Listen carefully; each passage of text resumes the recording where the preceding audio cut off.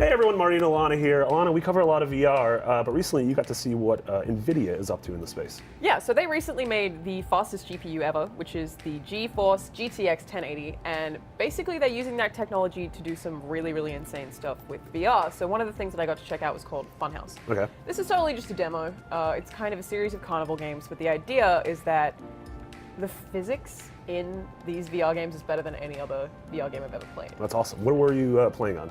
Were you playing on Vive, It was Oculus? on Vive. It was on Vive, Okay. yeah. So I don't think Funhouse is ever meant to be a full commercial thing, but as an example, there was one thing where I picked up a hammer and then slammed the hammer on a table, and there was feedback and there was a different sound depending on what part of it I hit or what object I hit, and it was like, that kind of stuff seems like something that exists in everything, but you don't realize how much VR is lacking until you see something that's better. Yeah, So yeah. It was just, it felt so real, like it was an actual hammer. Another one of the games was an archery game where you would pull a bow out and then you could light it on fire and then shoot it.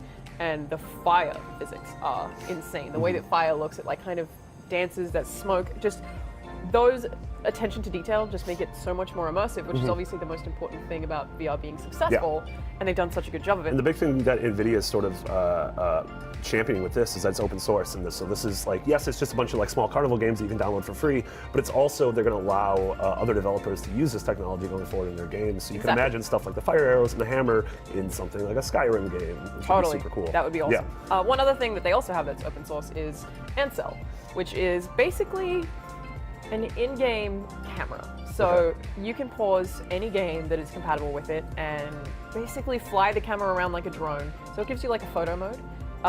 Different games have different settings. The one that I saw it on was Mirror's Edge, and it like pulled away from Faith and sort of just had this beautiful photo with everything in front of her, like this whole city, but the limitation they had was that you couldn't move too far away because they didn't want you to be able to explore the entire city without playing through. So different games can do different things. And then you can take those photos, you can upload them to Facebook as 360 photos. Oh, that's awesome. So you can take a screenshot in a game and then upload it to your social networks and have everyone, you know, do the thing with the phone where you kind of look around at it. Or in VR, you can then step into it.